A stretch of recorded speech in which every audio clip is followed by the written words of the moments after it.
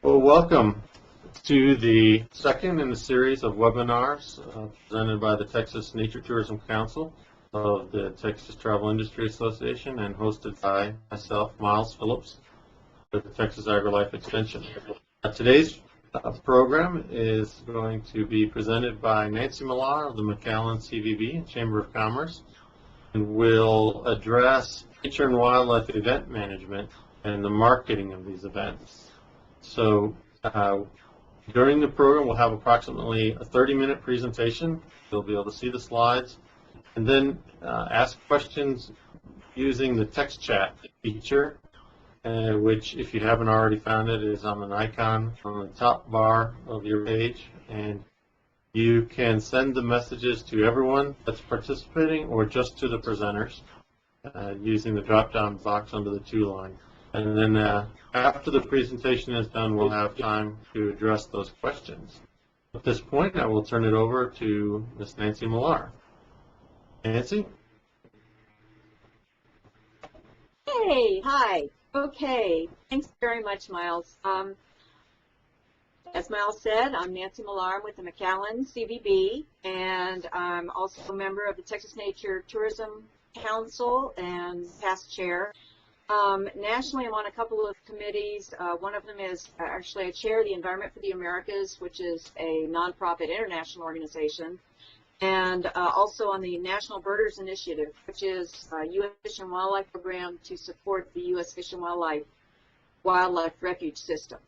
And then locally, I'm involved in several different things. Have worked on several different festivals, nature festivals here in the Valley, and really have very much enjoyed it. The nature end of it's really a passion of mine, so I love it. We've been very fortunate in that we've had some fantastic volunteers, and that's really a key to, of course, to any event that you do, is having really good volunteers that you can count on, because as much as you want to and as dedicated and passionate one might be, if you're the only one performing an event, if you're the only one putting it on, no matter how hard you work, it's going to look like it didn't have a big organization behind it. So getting a lot of good volunteers is really a key. All right, well, let's get started. I've got about 21 slides here. So we'll get started here. The first one is nature and wildlife management and marketing. So that's what we're going to talk about, plus the benefits. So why are nature events important to your community? I mean, why go through all the work? Well, obviously, because they can help the environment. Obviously, because they can help the economy. They can bring in businesses in a kind of a second-hand way, but first-hand way, of course, they bring in tourism. And they can also help the health of your community. They help. The more people are outside, obviously, the more active they become, and it can help fight obesity. And also decrease stress levels. A study recently showed that being outside for as little as 8 seconds in a wildlife environment can actually start lowering your blood pressure. Oh my gosh, can you imagine what that could do for the health of an entire community if we could just get everybody outside more? And obesity, there's a direct correlation between the amount of time children spend indoors and the obesity rates of a community. So it really can help the health of a community. And of course, for beautification and community pride. The reason that this is so important to start pushing now is because our culture has undergone such profound changes certainly in the last 15 years, but certainly in the last 100 years. You think about how much people used to be involved with the earth when they were growing up. I mean, back in the caveman days, obviously, but even 100 years ago, when we were mostly a farming society, people lived by the sunrise and sunset and how the how the air felt that day, and how moist the soil was. I mean, these are things that they look at a prairie caterpillar and know what the weather was going to be that winter, those kinds of things. People were so more in tune with nature than we are now. You think about now, and if you live, let's say you live in a house with a garage, and you work in a place that has an underground parking or attached parking, you could literally go days without ever being outside. The only air you're getting is filtered air from the air conditioning unit, or the only breeze you're feeling is from a fan. It's so unnatural. So this is, and it's really starting to affect us in our health and in other ways too. So this is why it's really beneficial on so many different levels. For your organization, it can also be of value, because if you get a community involved in what you're doing, they'll participate more in your programs. They'll sponsor more, which is always a hot button with people. They'll support it more and can become city endorsed. So if everybody buys in with what you're doing, and what's going to happen is you're going to have a whole citywide effort of selling your event or selling your program and its goals. And publicity will be greater and more positive, because you've got more people selling it. The program will be also see more indirect benefit, larger crowds, more in-kind sponsors, those kinds of things. And they'll understand and accept your mission, the mission of your program, which is hopefully what we all want. That's really the bottom line. This can be so important on so many different levels. All right, where can you find this support? Well, obviously you've got your local environmental organizations. That's kind of a given. But you've also got your local government. If you're part of a chamber, and presumably you've got your chamber already, but if you're not, you can also look there. But look at beyond that. Look at your Economic Development Corporation. Our Economic Development Corporation is very supportive of nature efforts. The reason is because they understand the quality of life benefits there. They understand how that ties in. And that's what they use to attract people to come to move to the area, is quality of life benefits. As a matter of fact, what they say is that when they're putting together a package, and let's say they're trying to get a business to move to town, all things being equal between us and some other city that the organizations could be looking at, it's the quality of life that makes the difference. So they understand the value of it. Also, it didn't hurt that one of the industries that they brought in actually moved to our area in large part because its CEO was a birder. So that can really help. If you're lucky enough to have a situation like that, that can really help. Okay, so City Hall. Don't forget about your local city and county government leaders, because if you can get one or two of them on your side, they can really make a big difference. They can really help. Other GMOs in the area. We do a lot of co-oping here in the Rio Grande Valley. Local businesses, not only businesses that are directly involved in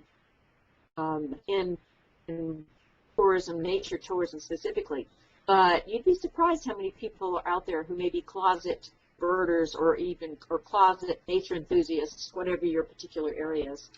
The media, a lot of times the media are all over this. Research has shown that there are three things that draw a person's eye to a photo, and because of that, they like to run things that are those things, or they like to run photos that have those elements in them.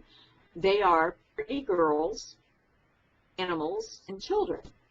So notice the animals was in there. So they liked to cover things like that. It's one of the things that they understand people are looking for. And then, of course, volunteers wherever you can find them. All right. How do you get these people to be on your side? Well, you have to, as I like to say, toot your own horn, play the right tune. And what that means is it means making the benefits of what you're doing tangible. You've got to prove what you're doing or what you're supporting, nature, means money to the community. Right or wrong, that's the hot button for most non-environmental organizations. That's most government people, most business people. That's what they want to hear. So that's what you need to tell them. You need to impress upon them that these programs really do have tangible financial benefit to them, and that's where you'll be able to get them on your side. This is not calculating. This is practical. It's kind of like when you have a child and you want the child to eat an apple.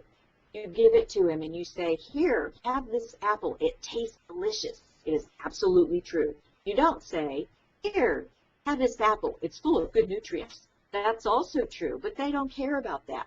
As they grow, as the child matures, he will come to understand the benefit of the other side, and that's what you're hoping for here. You're get them in with their hook, their hot button, which in the Apple's case, obviously, is the taste.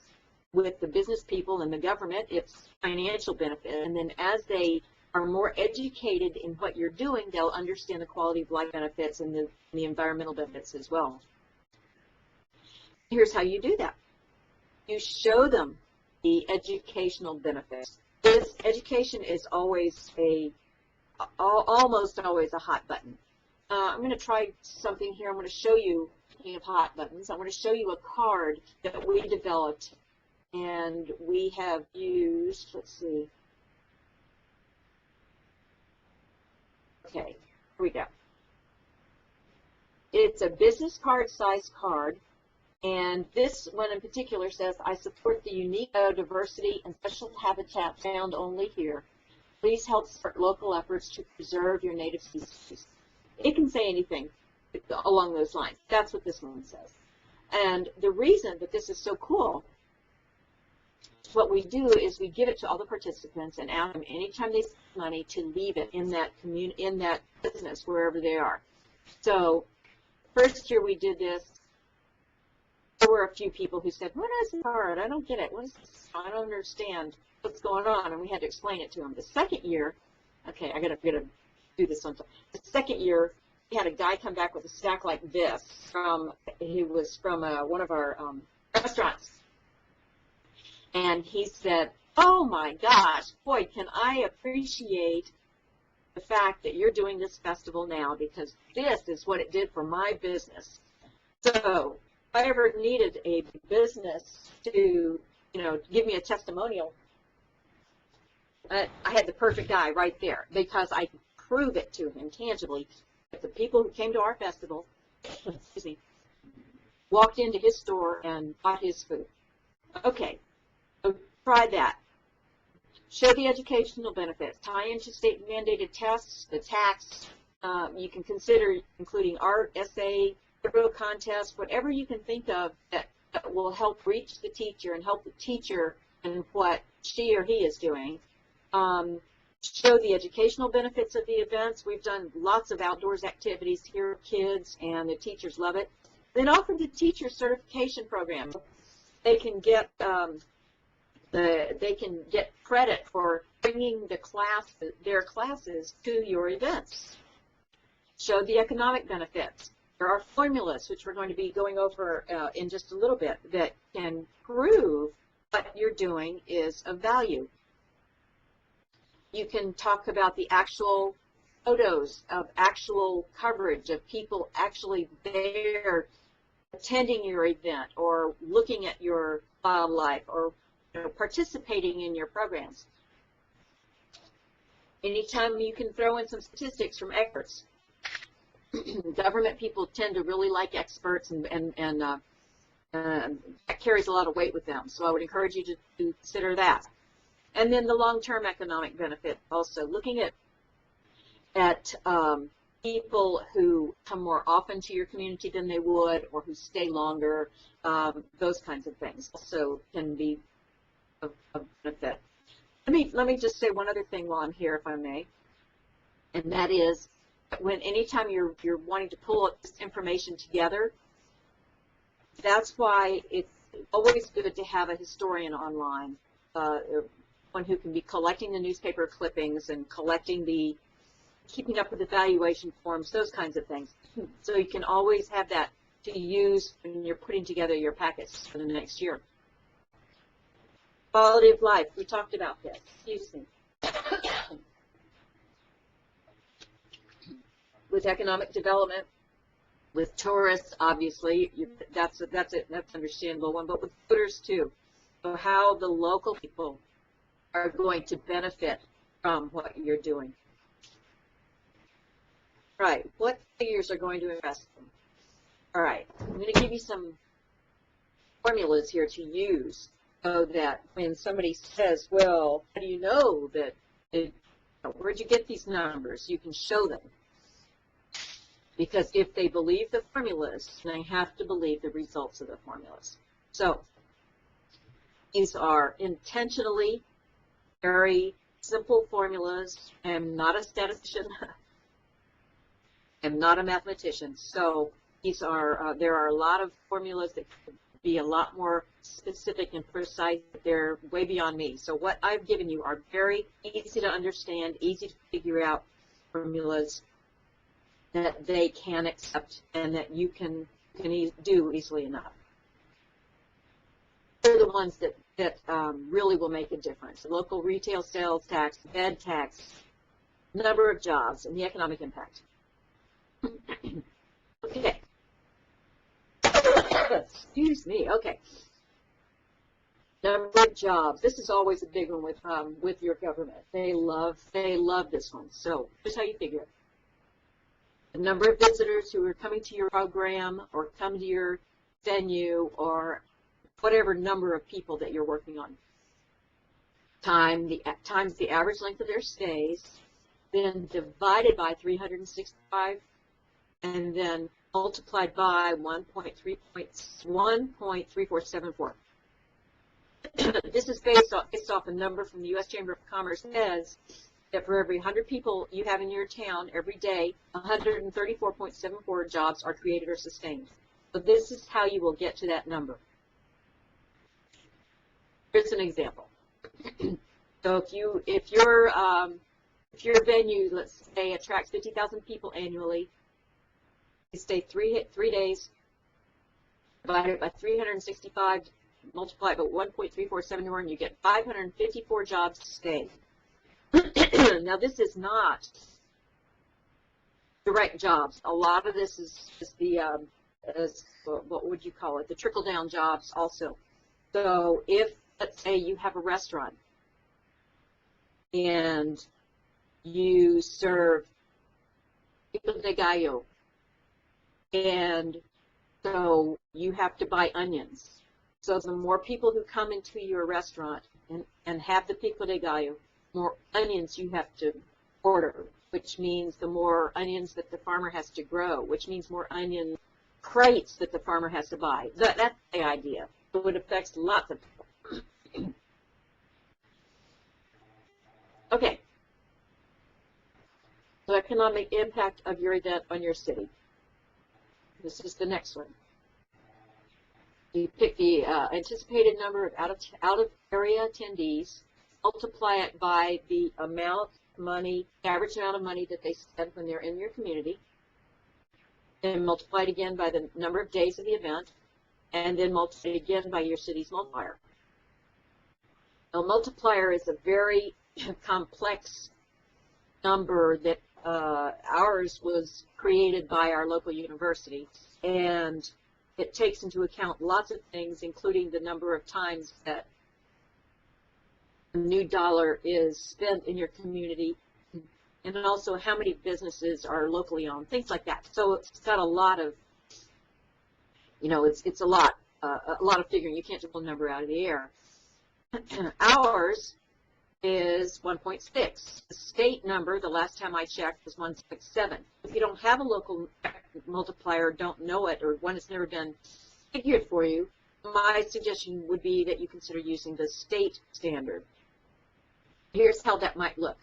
Let's say your event drew 750 attendees, and the average forest or nature tourist, even if you can get it down that far, spends $150 a day, stays 3 days, and then a 1.6 local multiplier. It's a $540,000 economic impact. Now that's a number that's going to get the attention of your local business people and your local government leaders. Right.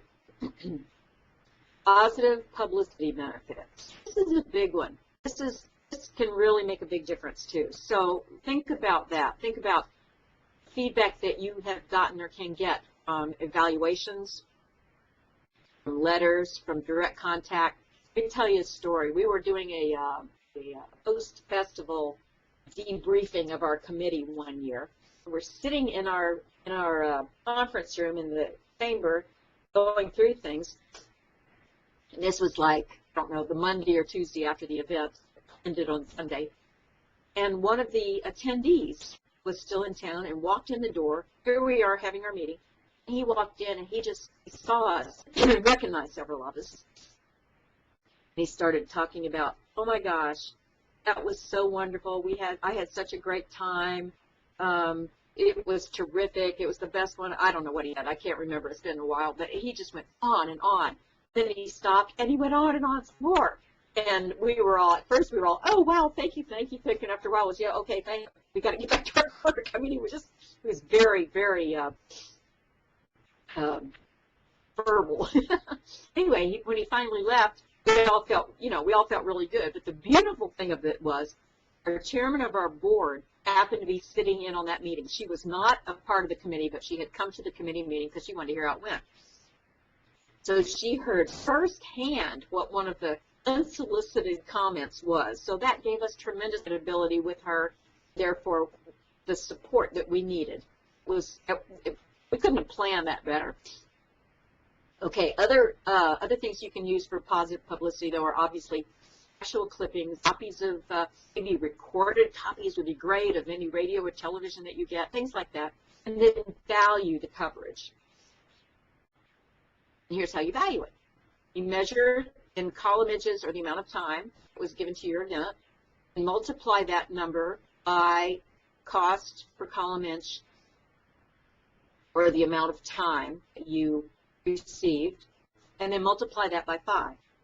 The reason that you multiply it by 5 is because research has shown that people are 5 times as likely to read editorial as they are to read an ad, which means if you wanted to have the same punch, the same effectiveness out of an ad that you got from an editorial, which is a story, then you have to buy 5 times as big of an ad or 5 times as long of an ad on radio or television. Now this number is this is a very conservative way to do it, because it doesn't even take into account the fact if in print that you use spot color, which is an extra cost, and the fact that research has also shown that people are 3 times as likely to believe an editorial as they are to believe an ad. The credibility factor that's there, it doesn't even take that into account.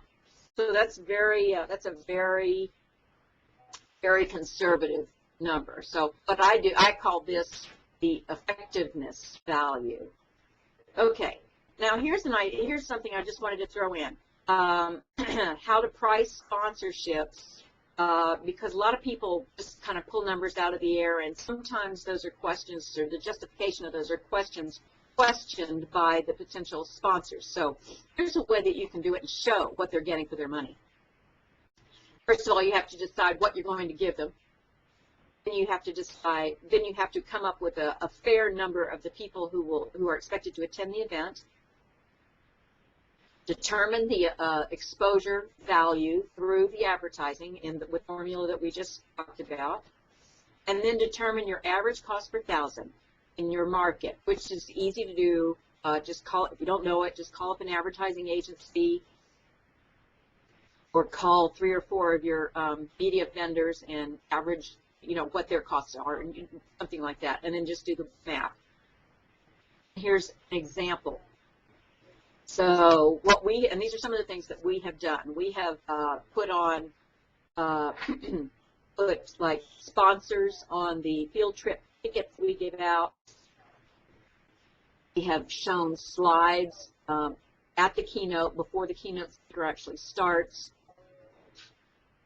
We've given exposure at trade shows, seminars, hospitality table, put something in the packet that they receive, and then through your ads, blasts, all those different things. So it came out to, oh, and let me show you just one thing. Let me see, where was it? On the, okay, on the hospitality table, for instance, if you had, and this is also a would be a very conservative way to do it. But if you had 1,000 people at your event and it lasted 3 days, you could safely say that they were going to walk by your hospitality table at least once a day, probably more than that, which would be exposure to whatever you had there 3 times, at least 3 times. That's where you can come with some of these numbers. So come up with over 400,000 impressions at $20 cost per thousand. If you were to give this package to your sponsor, this is the value that package would have in advertising and publicity. So anything that you would charge for that package below that number is a real value. Okay, how to organize a nature event. I mean, we could go on, this is a completely different topic, but just real fast, get the community involved. Don't be afraid to ask for help. Be very specific when you ask for whatever it is you're asking. Be very organized. Forge partnerships. Use partnerships. There are people who are doing similar things to what you're doing or what you want to do in your community who have lots of networking already established. Use that. Be the spark plug. Be committed and persevere. Those are really important. It's important, too, that when you're doing this, when you're asking for help, that you're speaking their language. Remember that. What you want to do is you want to tell them what they want to hear, not what you want to tell them. That sounds so basic, but that's a really important thing to say, because so often you'll have somebody says, look, this is going to be a great event, and we're going to have lots of people, and it's really going to help us plant more trees or whatever. They don't care about that. I shouldn't say they don't care. That is definitely secondary to their concerns. Their first concern is, what's in it for me? So that's what you've got to tell them. Here's some results you can get from a successful event. It can become a model for other communities. This has happened down here, which has given our community a lot of pride. It will receive lots of positive media, which will make everybody involved happy, and even people who haven't been involved in the past happy. It will help create understanding of what you're trying to do, of your core message, and it can even make money. Okay, so recommendations on how to start. Decide on your goal, and this is important because what you do may be very different if your goal is to preserve land than it is if you want to have a big economic impact. You can see that. You first got to decide what it is you're trying to do, and then assess your strengths and weaknesses realistically. This is a big one. We had, not in McAllen, but when I lived in another community, we had an event scheduled, and the mayor had promised us that our new auditorium would be renovated by the time this event happened. So we scheduled it. You can imagine what happened. It wasn't ready, so it made the town look bad. That's what happened. So you've got to be realistic, not pie in the sky. Decide on what's going to best meet your goals. Maybe it's not a festival. Maybe it's something else. Maybe it's an educational training series or something. It could, you don't know until you really think about it. Stay organized and focused. And this is so important. I know I said that on the last slide, but it bears repeating because it's very important for your credibility, and follow through. And then look to the future and start growing your own nature-focused business. So anything you can do inside a school system is, to me, is a real plus. because the more that your students understand, and the more that as they grow up, it will be part of their persona, and they'll appreciate what you're doing more, and therefore it'll be easier for whoever follows in your footsteps. And finally, here are some resources for what you're doing. Obviously the TTIA, TNTC, Parks and Wildlife, National Fish and Wildlife Foundation, Texas A&M Extension, Last Child in the Woods, which is a wonderful, wonderful book, and I hope y'all have read it. I know you must have heard of it, but if you haven't read it, I would highly recommend you do. And then a text that I wrote several years ago, How to Organize a Festival. It's free, and it's broken down by committee and by timelines, and I'd be happy to send it to you if you're interested in it. It can go a long way, I think, in helping to organize something. I will tell you, there are lots of ways to organize festivals and events. This one, I can guarantee you works because I've done it and I've used it. So that is the end of the presentation, right on time. And now I guess, Miles, shall I turn it back over to you? Hi.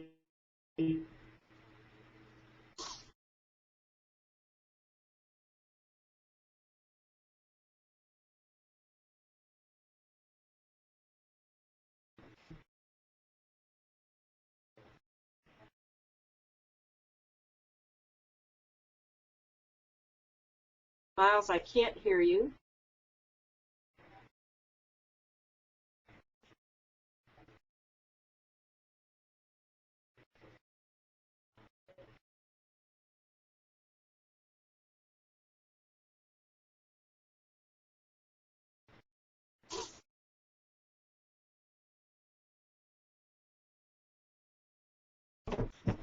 Okay.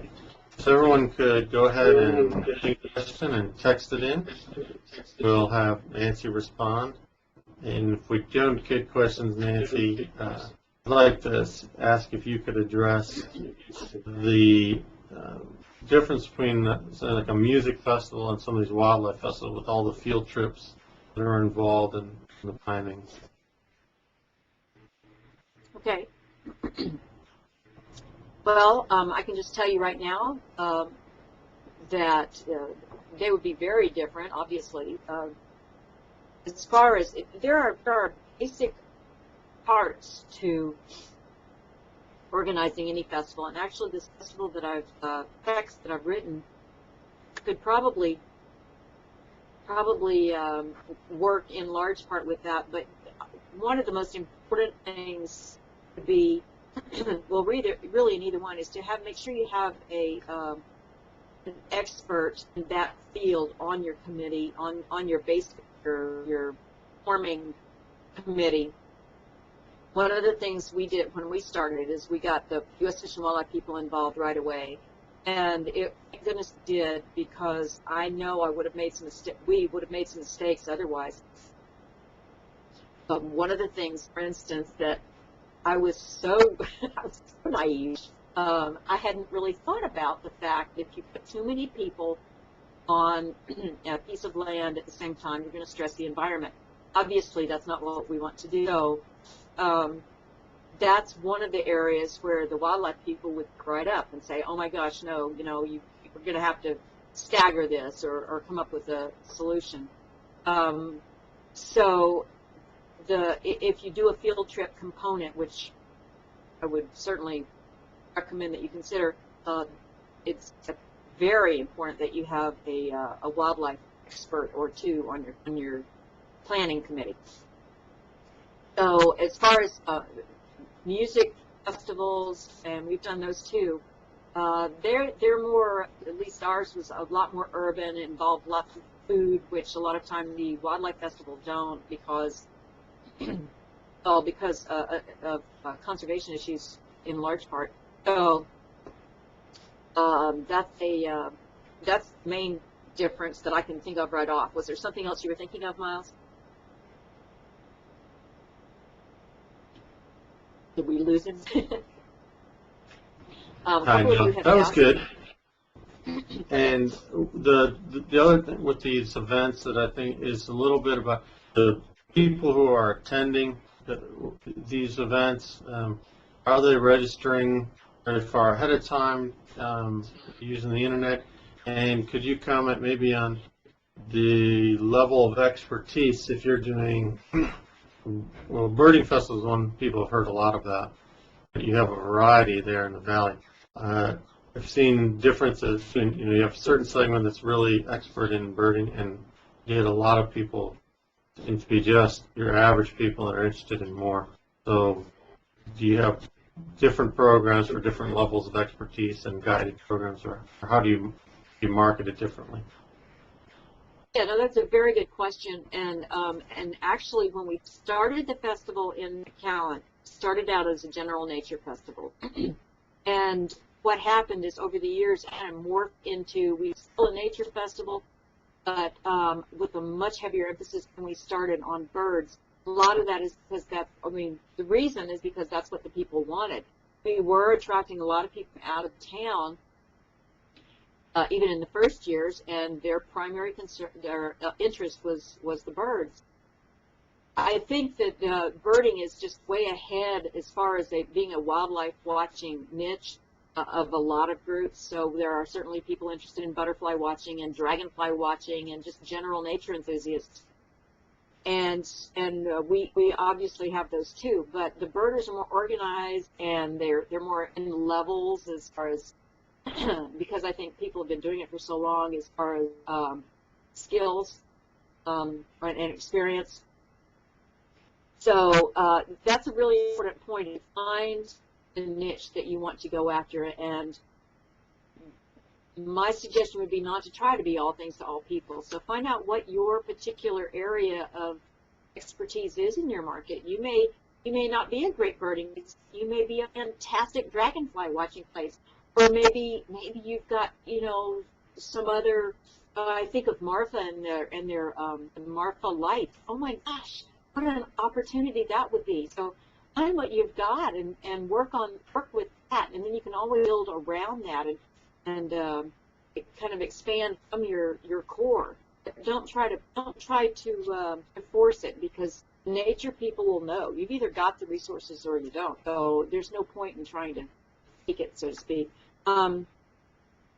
So to answer your question, we have had a lot of both, actually. We've had some specific bird, high-level bird events, and we've had very general nature events. Because there's a birding festival just right down the road from us, less than an hour away, which is very famous and well-attended, we shied away from going too far in that direction. So I'd say we probably settled on kind of a beginning to intermediate level as far as the birders, and then kind of just general nature. But we do have a lot down here, so we were able to do that very well.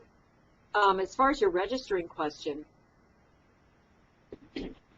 we do have a lot of people who have registered online, and over the years it's grown. The percentage of people who register online has grown every year since we started offering it.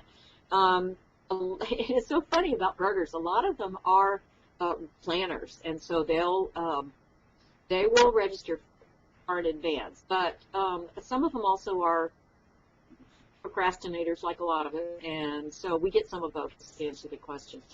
I have a question here, a couple of questions. A couple of people asking for the how to organize a festival text. I'll be happy to send that to you.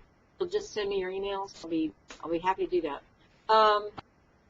And then we have another one. How do we balance another festival and text to create competition? They're taking an existing festival, heavily attended by locals, trying to increase the out-of-area visitors. Well, I don't think you really need to worry terribly about working with competition or with the existing festivals. There's room, although there are lots and lots of festivals out there, and I do think that you can count on the fact that most of your attendees will always be in the local area. That's not to say that you can't get some out-of-area people, but as long as you're not holding it on the, at the same time as the other one, you might want to look at if they're doing theirs in the spring, you do yours in the fall, that kind of thing, kind of to balance it out so that people have different times of the year to select from. That might be one way to do that, but you're never going to be able to get away from all of them because there are just too many. So it's just kind of like making your decision and sticking with it there. Also, the other thing is to find a different hook in what they've got. So if yours is on hawks and theirs isn't, then I would suggest playing up that. There are groups out there that specialize in, they have a particular interest in raptors. So find those groups. There are even associations that are just like raptor associations. Find those groups and market to them. This other group is probably not doing that. Attract some real I'm sure you're doing this, but attract some real well-known raptor experts as your keynotes, and that will, find that niche, and it looks like you already have, and just really work on that. The other thing is, you're saying out of area, and I'm not sure how far out you're thinking, but it's possible that maybe what you could do is just expand your area a little bit. So if you're saying, well, we're already getting people in the 40-mile radius, well, maybe what you do is you market to those people who are between 40 and 60 miles. They may also be more likely to spend the night and therefore spend more money in your community too. So that's an idea. Other questions? I have some other information here that I was hoping to have some time to share, and it looks like I might. And it's on working with the media. And this is something I think that we could talk about this for a long time, but I think that this is something that everybody's always interested in. And what I was hoping to have some time to do would be just to go over some of the things that we've done that worked well, that were maybe a little bit different from what your normal thinking is. And I'd like to suggest that when you're thinking about this, is do some brainstorming. Got a friend who's works for a television station, or got a friend who's in marketing somehow, maybe works for an advertising agency. Pick their brains a little bit and see what ideas you can come up with, because there are all kinds of things out there that you can do that cost little or no money, can really get you a lot of exposure. And that's what I want to talk about, some of those ideas. One of the things that we did was we set up a display in one of our library windows every year before the festival, and they were glad to have us do that. We just incorporated some of their birding book in it and put up a display. That was great exposure that cost us absolutely nothing except the time to go to step the window up. So just sometimes all you have to do is ask, and they'll do it. Another thing we did one time, this was amazing. This was so great. We had one of our local Burger King owners. He owned 8 Burger Kings in the area, and he was a big birder, and he wanted to help, but he, like a lot of businesses, he didn't have a lot of money. But what he allowed us to do was to supply him with the tray liners, and then he used them for the 2 weeks for our festivals. So we did a whole tray liner that was one big promotion for the festival, and we did it all about the kids program that we were doing. And they used it in all 8 of his stores for the 2 weeks beforehand. And what we did is we went to the newspaper and asked them if they would print it for us, which they did for free, which was a big deal because we needed 200,000 of them for the 2 weeks. But they did it for us. All we had to do was ask, and they just used some leftover paper, so it was newspaper quality, which is fine for a tray lamp. Worked out great. There's so many ideas like that. I have another question here about the viability of doing activities in the city limits versus far afield. That's a really good question. When we do our festival, we have field trips, obviously, to go out to lots of the different areas where the birding is really superb. But we also have done a lot of different events in the city, and there's no reason that you can't do that. We have a park that is literally right next door to our chamber and CBB building here. And I've been out there with birder friends, and from there we can see a peregrine falcon, and at certain times of the year we can see a peregrine falcon, lots of warblers, kittises, well, grackles and mockingbirds, and a lot of bird species just right here. There, if you go to your parks, even the parks that are sports parks in your community, you're going to have some wildlife in them. We also have a birding center here in town. Any place that's forested or where there's water, we have lots of resacas, we have canals, and there's plenty of wildlife around. All you need to do is you need to find someone who's good at, in our situation, a birder, who will kind of scout the sites for you beforehand, or just tell you, okay, if we want to stay in the city limits, here are the places that would be best to go, where you'll be able to see, a couple dozen species, which is a great little trip. We used to do, haven't done this for a while, we used to do nature walks just down the street. We'd start at a hotel and just walk down the street. Now, it wasn't a city street, it was more of a lane, I guess, but there were, plants, plenty of plants, and just in a neighborhood, nice neighborhood, and there was all kinds of landscaping there, lots of it native. We just have walking down there, and he found all kinds of things to talk to them about. This is especially great, I think, with kids, because they get so excited and it's so cute.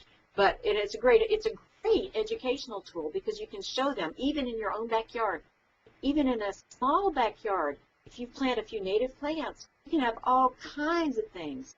So it's good for them from an educational standpoint for the rest of their lives also. So there are plenty of things that you can do in town. You can certainly do talks where people bring in animals or samples of plant life, things like that. So there's plenty of stuff to do in a town. You don't have to go out. Okay. I'm going to keep going. We've got a few more minutes with just some of these other ideas. Unless I get another question here, I'll keep typing. Let me see. Oh, here's a great one, and it's so easy. Really, all you need to do is ask sometimes. Our banks, if we give them stuffers, if we give them little pieces of paper that are like a third of an 8.5 by 11, you keep 3 up, like this way, so that they'll fit right in an envelope, they will, they'll send them along when they send the statements out. And that costs us nothing. And here they are giving us publicity to all of these people. There are probably a lot of calendars of events that are local. I know our CP&L has a calendar of events that we can get on. Again, that's just asking a question. We talked about libraries doing a display. Stores, tell the bookstores that you're getting ready to have an event, because this can help their businesses. And this is another thing. Talk to the businesses. Let them know what's going on. So the bookstores can put a table like right in the front when people are walking in with all of their nature books and your poster. Be prepared for the festival coming up, or whatever you're doing coming up, and have their books there. They'll love that. Lots of your businesses. Another thing that we have done is we've gotten a lot of the businesses to put on their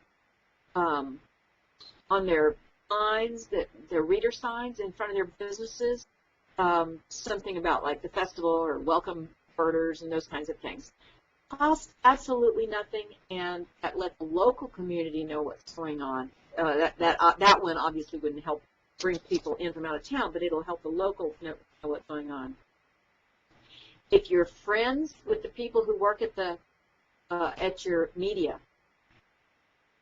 and are in a position where they are happy to accept your ideas, and you can feed them lots of good information on the different programs coming up. One of the things we did one time is we were trying to think outside the box, come up with something different from, the committee standing there smiling and doing that kind of a shot. So what we did is we got one of our well-known local birders, and we had him stand up there, and we took a picture. The paper took a picture, and they did what a birder wears, and they did like little arrows to his vest, to his binoculars, to his face where he had sunscreen on, to his his walking shoes, just letting people know. I mean, it was so cute. It was so good. It turned out so well. It got picked up in newspapers around the country, and we had people actually emailing and saying, "Oh, look, I saw that.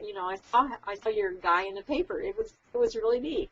So perfect. And that again cost us nothing. Sometimes you just have to be creative.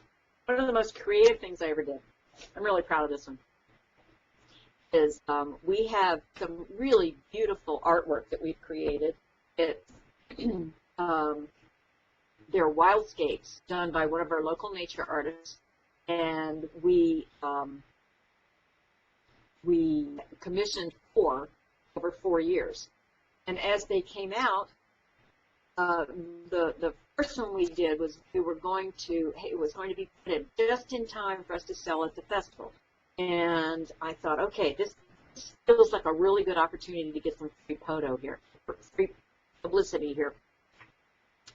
So I went to the printer and I said, listen, if I can get your picture in the newspaper with the governor, would you print this for free? And he said, yeah, sure. I went to a bank and I said, hey, if I can get your picture in the newspaper with the governor, will you give me $1,500? I said, yeah. So I called the governor's office and made an appointment to present the first of the series of posters to the governor. And this is when Bush was still governor. And so I got the artist, the banker, and the printer, and myself, and we all drove up to Austin.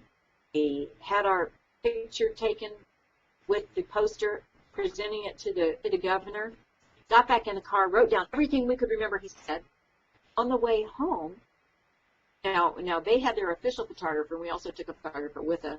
On the way home, wrote up the media release. By the time I got home, I printed it, and the $1,500 went to pay for the trip up there for everybody.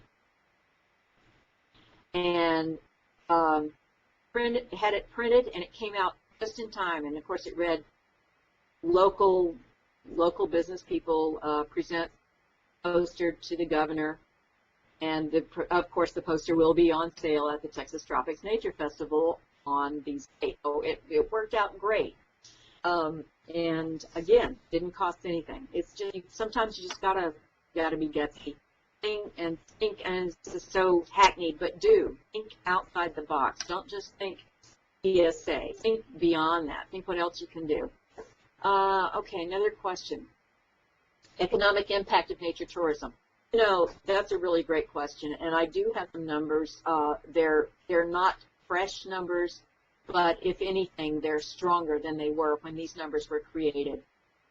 Very conservatively, we get about 125,000 wildlife watchers in our area every year, and they're mostly birders, but not all, as we've talked about. There are others who come down here for other wildlife watching opportunities, but most of them are birders. We estimate, again, very conservatively, that they leave behind about 125 million jobs, and they're responsible for sustaining over 900 jobs. $125 million, I say that, $125 million a year, what they leave behind, and they sustain over 900 jobs, 927 jobs. So it has a huge economic impact in our area. And because of that, because we've been able to prove that case, that's really what's gotten a lot of the business leaders and government officials understanding the long-term benefits of not only our events, but also habitat preservation. Because in our case, if you want the money that the birders bring in, you have to have the birds. And if you want the birds, you have to have the habitat. So it's very simple, and it's worked very well. It is, I will warn everybody, if you don't already know this, or if you're not already aware, it is a lifelong commitment. It is not something you can do once and then forget, because in our area, as in most areas, we are continually getting new people in town who are in positions of authority, or positions where they can make decisions, yet they don't have the history of the value of the land here. So it's a continual education process. It's also like anything else. You've got to keep selling it, because if you stop selling it, somebody else is, the other people aren't stopping. So the other niches are not going to stop. They're going to continue, and they're going to gain on you. And you can lose market share, if you will, in your local community as far as the value of what you're doing versus the value of what other people are doing. So that maybe is a good place to end. Miles, do you Very want good. to? Well, I want to thank everyone, and please pass word. This event will be available as a recording in the future, and look for the next in this series on April 19th, which will be up on our website and also at the PTA Nature Tourism Council website. Thank you, and goodbye.